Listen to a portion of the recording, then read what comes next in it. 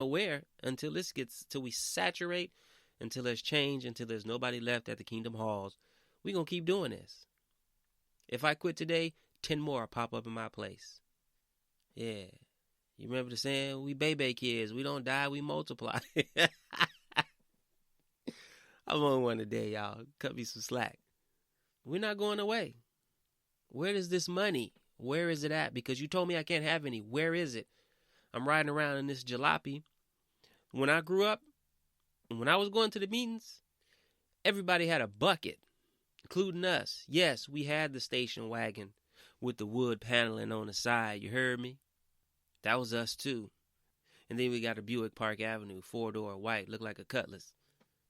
Outside of that, we ain't never had I ain't never seen my dad walk around with no Rollie. We didn't have no Mercedes. We didn't have no BMW. We had a 3-bedroom, actually 2-bedroom and a back porch and 1 bath. Before my dad retired and was able to extend the back porch into a room.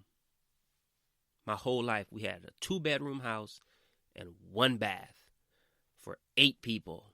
My 2 parents and 6 kids.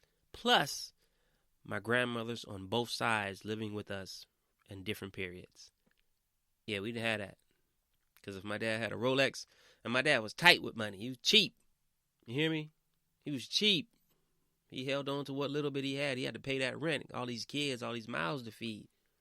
And he did that. Rest in peace, Daddy. He did that. Never seen him with a Rolex. His shoes would kind of zip up on the side. The Flourishing shoes. You hear me? I ain't never seen my daddy in a name brand pair. Nothing. Flourishing. Zip up on the side. Boots. 1.5-inch heels. All the old school elders know what I'm talking about. If you under 30, you don't even know what I'm talking about. We didn't have that. So y'all ask, where is this money going? The governing body simply doesn't play by the same rules they're giving you, especially when it comes to money. This isn't a new phenomenon, y'all. This has been going on for probably since the beginning of time, where the power structure, whichever one you're sitting in, gives you the rules, but they play by the opposite rules. I'm going to give you something from my book, and it's a quote from Benjamin Disraeli. He was the Prime Minister of the United Kingdom way back in the mid-1800s, 1840s, somewhere around there. And I just think his quote is appropriate for what we're talking about right now. And it says, quote, "The world is governed by very different personages from what is imagined by those who are not behind the scenes," end quote. Current Jehovah's Witnesses, you imagine that the governing body is full of empathy and full of care for you and your direction and your feelings in your life, when in actuality they aren't. Now, I'm not just saying that, right? We've proven this time and time again, over and over. They keep proving themselves as liars in court. Okay, so the burden of proof is no longer on us. We've already done it in every which way. The burden is now on you, current diehards, those of you who are listening and wondering if you're doing the right thing by leaving or staying. The burden's now on you, because without you, they can't continue doing what they're doing. These people are not very empathetic. What types of personalities are these? Now, it's hard for me to call someone a sociopath or a psychopath or, any of those other things, right? Not because I'm not a medical doctor or a doctor, but because I don't know them. But I do know them by their fruit. And they are very different than you and I. This is the whole reason why I played that young man that opening audio, so you can see. That dude is like you and I. He's empathetic. He can't keep doing this. He can't sit as a member of the governing body for long term and know that he's causing people depression and turning to alcoholism and, all the other physical ailments, let alone the mental and emotional maladies that comes with this organization. He can't do it long term. The people that are governing your religion are very different than what you think. I've just given you a quote from the 1800s, and I'm sure it's been happening long before then. The burden is now on you, you guys. Those of you who are witnesses and listening and they're calling us apostates and apostate-driven lies and these are attacks from Satan, that day is over. You have nowhere to hide. The only way these systems can work is because of people like you. And if that sounds bad to you, deal with it. The only way all of these lies from the governing body can work is if you keep supporting it. I'm not telling you to leave your belief in God or religion, but I am telling you that the governing body is a very different group of people than what you imagine them to be. Who are these personalities? So it's up to you to pick a side now. Because I said this last week and I told you it's not a guilt trip, but it's just the reality of things. You keep supporting this organization, you're going to keep supporting people killing themselves. You're going to keep supporting people not being able to go get the help they need for their mental concerns that is caused by your religion. You're going to keep supporting these grown men having unnatural relationships with young people, children. Jehovah has nothing to do with that. And if he does, you need to find another God too. We're tired of talking to people in a nice way and trying to sugarcoat it and, oh, let me hold your hand. That time is over. It's over. How much more do you need? These people, the governing body is not your friend. You didn't even know them. They didn't even come out of hiding until the last 10, 15 years. Maybe 20. I don't know. I never saw them when I was going to the Kingdom Halls. They were legend. They were folklore to us. We just heard, we knew they existed, never seen them, never heard from them. Of course, we didn't have social media back then to catch them doing all the things they're telling you not to do. But these men are not good men. All you have to do is get on YouTube. They're right there giving talks, still, 2020, telling people not to send their kids to college. But when they ask them in court, they're lying to court officials, to judges, saying, no, we don't espouse that belief. We have the video of you saying it, brother. These men are very different than what you think they are. You may be spiritual here on this end, but I promise you they're not. Stop giving them your money. If this were a wholesome place where people were being built up and encouraged and Jehovah was clearly providing, that's a whole different beast. It's a whole different thing. You support that always. But none of that's happening. We've showed you time and time again, and it's not even happening in your life. You can continue believing and forcing yourself to believe what you want. The only thing you got blessed with is whatever you made the decision to do. It didn't just come because you were a Jehovah's Witness. Stop hiding behind false beliefs. Get up, stand up, and take control of your life. You are not going to lose everlasting life by changing your religious beliefs. It is called maturing.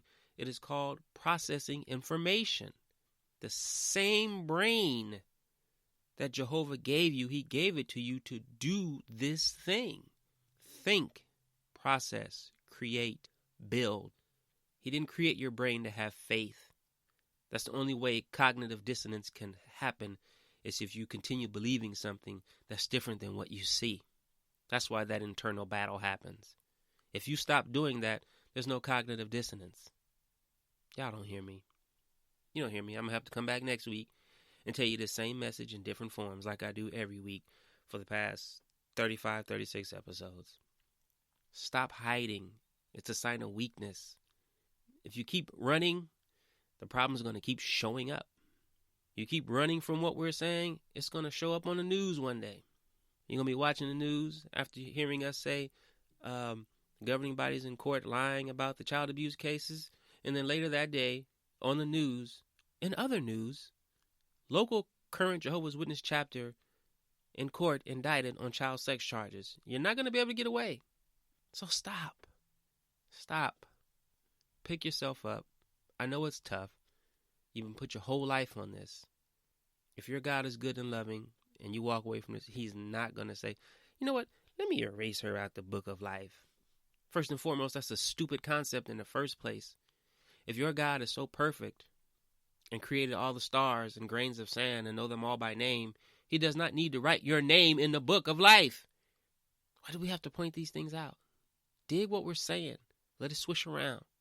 The people that are governing your world at the headquarters of the Jehovah's Witnesses are not the same as you. Toxic personalities. That's why their belief system is toxic and negative. Toxic people, regardless of whatever their title is, all they want is control. That's why some of the most despicable people you'll ever meet are always in positions of power. This is not debatable. This is factual. Go look it up. Go find out what I'm saying to you.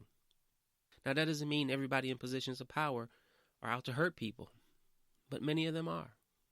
They hide there so you don't suspect them of doing anything terrible to humans. They hide as nurses and doctors and policemen and judges and politicians so you don't suspect them. How long, when you see stuff on the news, did a person who finally got caught after 10, 15, 20 years as a medical professional killing off people? He got to do it that long because nobody suspected him, because he was in a position of power, a position of help. That's what this episode is about. The governing body is in a position of power and is pretending to help you. I was just watching something on YouTube last night, and I'm the idiot. I should have recorded it. Didn't think about it at the time. And they were interviewing serial killers on death row. And he says, what better way to trap people than pretend to help them? Serial killer. He kills physically. The governing body kills physically, emotionally, mentally, spiritually. You die one time with the serial killer and 4 or 5 times every day with the Watchtower Bible and Tract Society. Or, as my friend Mikey from Kim and Mikey likes to say, the Watchtower Babble and Crap Society. Yeah, we on their bumper. But hear me, y'all. Hear me. Eventually, unless the governing body keeps doing dumb stuff, which they probably will, but eventually we're going to run out of stuff to say. And then guess what? I'm going to disappear for whatever reason, and 10 people going to come up behind me saying the same thing until you get it. That's how life goes. You keep seeing the same situation over and over until you get the lesson and the message. And just because you have been taught this is the one true religion, the message keeps coming up over and over that it isn't. It's up to you to adjust, or you're going to die internally. You're going to become out of touch. Those people that you're worshiping and giving your money to, and your rewards points and your rewards cards, and donating and deeding your homes upon your death, they don't give a damn about you. Your people died listening to their policies and guidelines, and then when they got the heat put on them about that, they just changed it. Your people could be alive today. I know that hurts some people, and I don't mean to be callous, but that's the reality of the situation. There's no more playing. There's no more coddling, you guys. Come on. You're stunting not only yourself, but the growth of mankind. That is a lot of pressure to have, but you have it. The only way these deceptions can make it is people like you. And that's across the board. I might get in trouble for saying this, but that's how I go. So understand, please, finally, the message I'm giving you today. People with empathy don't want to, nor can they long term continue to harm you in any way. We will have to apologize, whatever. We'll have to do it so we can reconcile within ourselves and get back right with ourselves. I hope you hear that loud and clear. And the next time you catch the governing body giving another talk or sending out some new light, aka God is a liar from the last thing he told us, the next time you catch them talking, just listen to them. When they say stuff like, no matter what it seems like, just do what we tell you to do. What? If you were on the street and some dude walked up to you and say, hey, do X, Y, Z, don't worry about it, just do what I tell you to do. You're going to be like, what? Man, you better get out of here. You don't know them people at Bethel. They the same as the dude in the street. It's the same thing. Except the product that the governing body sold you, you thought was useful. And it is not. It is absolute garbage. Ladies and gentlemen, please take some time to understand personalities, personality types, and personality traits. This one thing will save you a ton of trouble, and I wish somebody would have told me